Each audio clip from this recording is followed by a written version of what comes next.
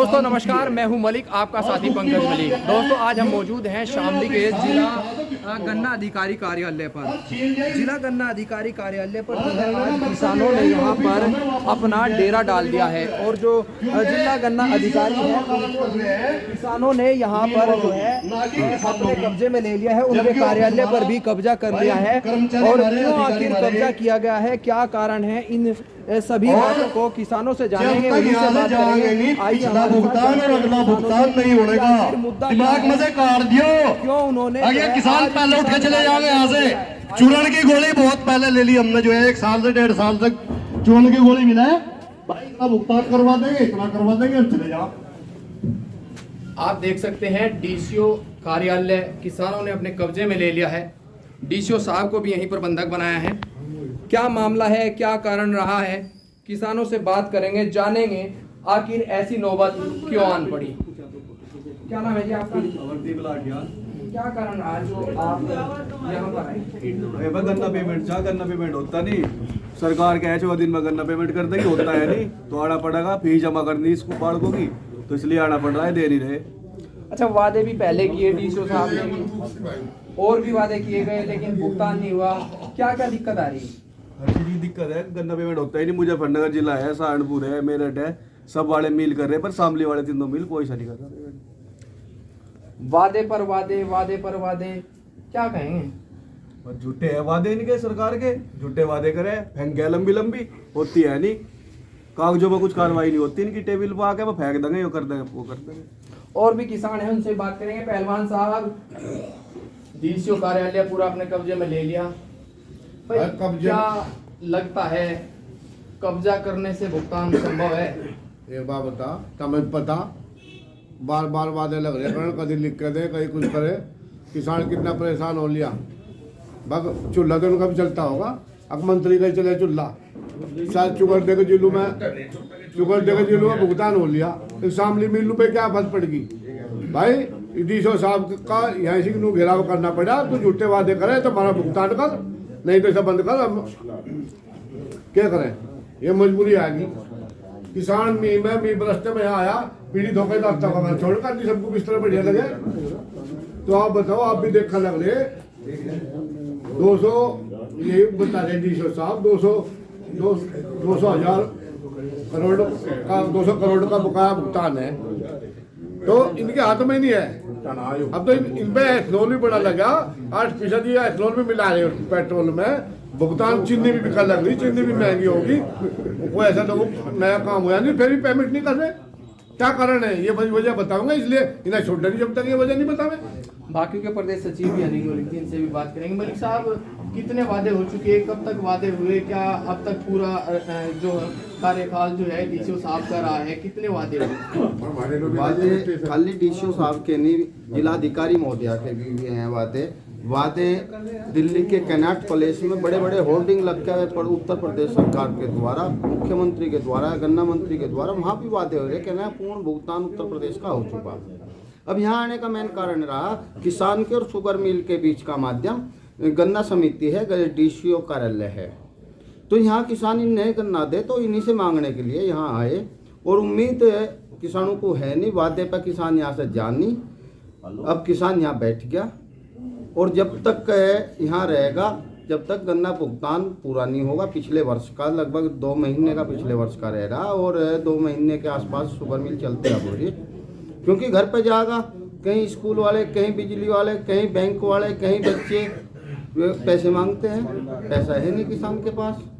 ऐसा बैंक वाले तो हर बार जितनी बार 8वें दिन या 10वें दिन आवे, उसी दिन जितने रहे उससे फालतू लेगा, मैं कहना जी ब्याज लग गया, किसान को तो उसका मूल भी नहीं मिल रहा, तो बैठे यहाँ से बैठे रहेंगे, और जब तक निर्णय नहीं होगा कुछ आर या पार, माननीय गन्ना मंत्री का भी जनपद है ये, वे भी अपना देख ले, शायद हो सके किसान कुछ वहाँ भी चले जा, उन्हें भी घर में बंधक बना रहे, यहाँ तो डीसीओ साहब बैठे। अच्छा, मंत्री जी तो कह रहे हैं कि हमने लाखों करोड़ों रुपए का जो है भुगतान कर दिया। ये मंत्री जी बताओगे, हमें तो मिला नहीं, उनके घर में हो रहा हो अलग बात है, हमें किसानों को कोई भुगतान नहीं मिला। और रही बात बाबा जुबले देते हैं, तो अगर अब दे देंगे 3 दिन का पेमेंट दे दिया, 3 दिन में एक पर्ची क्या कर लगे, दिवाली पर कहा था अजी कुछ ज्यादा सा कर दो, दे दिया 3 दिन का पेमेंट दिवाली पे, दिवाली भी नहीं छोड़ लो।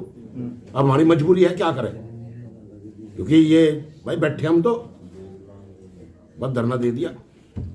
धरना गाजीपुर बॉर्डर पर भी धरना चला, 3 कृषि कानूनों को लेकर, अब डीसीओ ऑफिस पे भी है। क्या धरना जो है गाजीपुर बॉर्डर का रूप लेगा? चौधरी साहब भी आज आ रहे शाम। ऐसा है जी, रूप तो ये पता नहीं क्या लेगा। हम एक तक पैसा लेकर जाएंगे और हमारी जितनी भी घालमेल हो रही है सारी डीसीओ और गन्ना मंत्री सुरेश राणा की मिली भगत से हमारा पेमेंट नहीं आ रहा, बाकी सब मिलों ने पेमेंट दे दिया। हम मंत्री का भी घेराव करेंगे, डीसीओ को बंधक बना के रखेंगे, इतना हमारा पेमेंट नहीं होगा। और 6 हमें मिल भी बंद करना पड़ो, 8 बजे 9 बजे आज मीटिंग करके सब 36 बिरादरी के किसान भाई बुलाओगे हम, और गन्ना फैक्ट्री अगर बंद करनी पड़ी तो बंद कर देंगे। लेकिन किसान तो जब भी मिलने की बात है पुलिस का पहरा लगा दिया जा। भाई पुलिस का कह रहा है, पुलिस भी तो हमारे ही है। भाई हमारा पेमेंट दे दो, अगर हमारे पर कर्जा है, हमारी रिकवरी होगी तो पुलिस तो बताओ फिरेगी। हमारे तो वारंट कट गया, इनके क्यों नहीं कट रहे वारंट? इनकी आरसीबी कट रही, इनके एफआईआर भी हो रही। आज लोग कोई मिल मालिक तो बंद हुआ नहीं, अड्डी से रोज जाकर हमारा रसगुल्ले छाप है इनके मिल में, इन्हीं की गावे हमारी खाते नहीं तनखा किसान थे। सोसाइटी तो हमारी किसान की है, एग्रीमेंट तो किसान की गन्ने पे डीसी और सचिव करते हैं, तो पेमेंट कौन दुआ होगा? जब गन्ना किसानों का ये दुआ है, पेमेंट भी यही दुआ होंगे। इनकी गलती है सारी। तो अब डीसीओ साहब से बात हुई, क्या कह रहे हैं डीसीओ साहब, क्या आश्वासन है? यो डीसीओ तो इतना झूठा तो अधिकारी इंडिया शामली जिले में जिप भी बुलावे, नीचे को नाट करे, निंगो को लगावे, बात निंगो करे, पैसे की बात घूमे। ऐसा डीसीओ नहीं देखा। इससे पहला डीसीओ था वो कहता था मैं मजबूर हूँ, यो भी नहीं कहता मैं मजबूर हूँ, यो दिलावांगे। अगर इसकी 2 महीने की तनख्वाह रुक जाए डीसीओ की तो कहेगा मर गए जक्कत बुक की अनाथ आश्रम में भेजू मैं। और हमारे तो 2 साल के पेमेंट रुक रहे जी भी साल सांस नहीं आता ना बोलता। किसानों की क्या कथा है? एक ट्रॉली 30,000 रुपए की एक किसान घेर का जा क्या कर गए, मिल में गंडे घेर गए, मतलब 30,000 की ट्रॉली हो, हम गंडे घेर गए। हमारी कोई सुनवाई नहीं है, न हमारी हिचकी कहते हैं जीवित सचिव और डीसी हमारे तो खिलाफ ही है किसानों के भाई। अच्छा नु क्या किसान तो खुश है, रोज एक मोटरसाइकिल ले सके। हाँ, किसान जमीन बेच के तो 4 कार ले लगा रोज। जमीन जिनकी बिक्री बाईपास में जा रही है कुछ ही खरीद लो, यानी रोटी खाने के भी लल्ले पड़ रहे किसानों के। तो बताओ कौन सा किसान ले रहा रोज मोटरसाइकिल? भाई बड़ा तुम्हें जमीन जिसकी बाईपास में आ रही वो खरीद लो रेल, और जिस पर पेमेंट के भरोसे तो पेमेंट में बढ़ा, बच्चों की फीस भी नहीं जाती। क्या हालत है किसानों की? तो नहीं, जमीन करने के पेमेंट में तो ले रही है, जो उनकी फीस भी नहीं जा पा रही, किसानों को काफी मुश्किलों का सामना करना पड़ रहा। डीसीओ शामली भी है, उनसे भी बात करेंगे आखिर कारण क्या है, क्यों गन्ना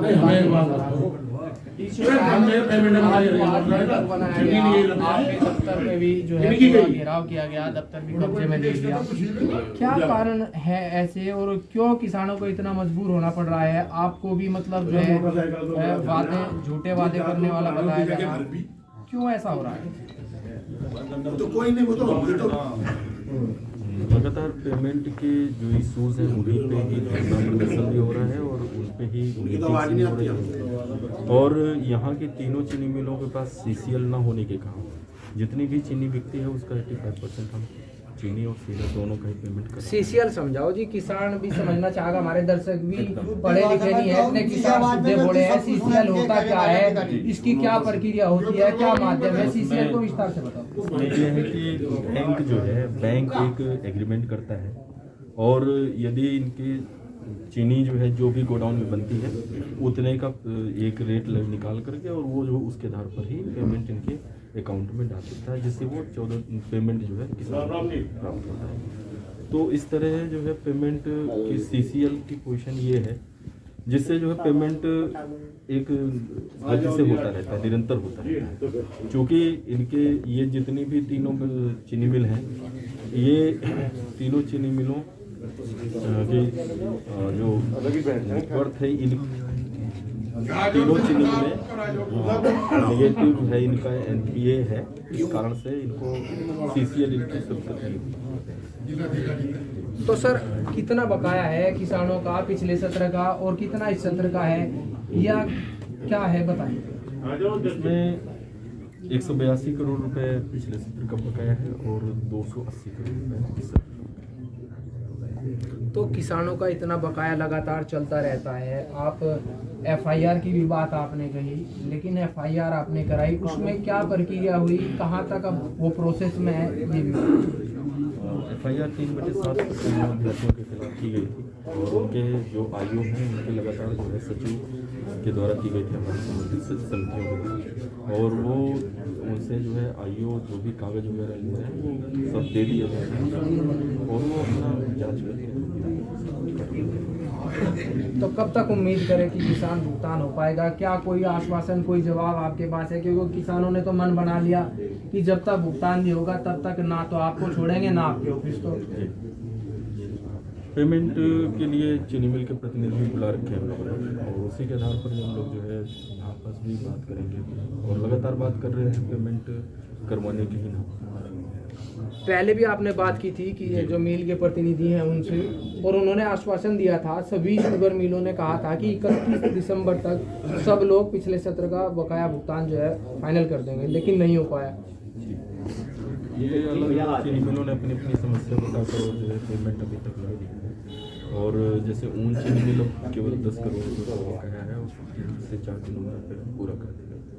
तो शामली चीनी मिल का एक बकाया भी 57 करोड़ है, उसको भी जो है जल्दी से जल्दी पेमेंट कराने के लिए की जाएगी। और थाना भवन चीनी मिल का 114 करोड़ रुपये बकाया है, सॉरी 114 करोड़, और उसको भी जो है शासन की स्तर से भी पूरा पैसा इकट्ठी शुगर मिल के जो अधिकारी हैं वो भी यहाँ पर मौजूद हैं, DCO साहब ने उनको भी बुलाया, लगातार वार्ता चलती रहती है उनसे भी। पहले भी आश्वासन 31 दिसंबर का दिया गया था, उन्हीं से वार्ता करने के बाद दिया गया था, लेकिन भुगतान अभी तक नहीं हो पाया। क्या कारण है, इनसे भी जानेंगे। सर, क्या कारण है, क्यों भुगतान नहीं कर पा रहे आप लोग, और क्यों किसान जो है मजबूर होकर आज DCO ऑफिस पे भी घेराव कर रहा है? जो पिछले सत्र का गन्ना मूल्य भुगतान ऊन चीनी मिल पे वर्तमान में बकाया है वो 10 करोड़ है। अगले 3 दिन में 10 करोड़ रुपए हम दे देंगे और उसके बाद नए सत्र का शुरू कर देंगे। जितनी भी चीनी हमारी बिकी है उसका 85% लगातार गन्ना मूल्य भुगतान में दिया है। गत वर्षों में जो है चीनी और जो हमारे पे दे था उसमें 50 करोड़ रुपए की जो है वो कमी थी, इसलिए नई चीनी बनने के बाद में भुगतान संभव हो चुका है। तो नई चीनी, तो जो पिछली सत्र की चीनी है वो भी तो आपने बेची होगी, उसका क्या रहा भुगतान? वो भुगतान में दिया है, जो भी पिछले सत्र की चीनी थी टोटल चीनी बेच के गन्ना मूल्य भुगतान में दिया है, और 50 करोड़ रुपए की चीनी इस सत्र से बेच के गन्ना मूल्य भुगतान में दे रहे हैं, जिसमें 40 करोड़ दे चुके हैं, 10 करोड़ रुपए बकाया जो अगले 3 दिन में पूर्णतः दे देंगे। तो इस सत्र की बेच के पिछले सत्र का दे रहे हो, तो इस सत्र का कब दोगे, फिर अगले सत्र की बेच के? इस सत्र का जो है गन्ना मूल्य भुगतान जनवरी माह में अभी इसको ख़त्म करने के बाद कर देंगे, मगर जो 50 करोड़ रुपए का गैप है जो पिछले वर्षों का मतलब चलता आ रहा है दिया था, वो उसके लिए थोड़ा प्रयास करेंगे कि हमारा जो है आगे एथेनॉल का प्लांट लगा रहे हैं और उस अगले सत्र में वो चालू हो जाएगा, तो उससे आमदनी होगी तो हम लगभग बराबर हो जाएंगे। आप सर शामली मिल से हैं, क्या कर शामली चीनी मिल का थोड़ा अभी सब में हमने 31 तारीख तक का वादा किया था, 31 तारीख तक हम पूरा पेमेंट करेंगे, और अभी हमारा 57 करोड़ रुपए बैलेंस है पिछले सत्र का।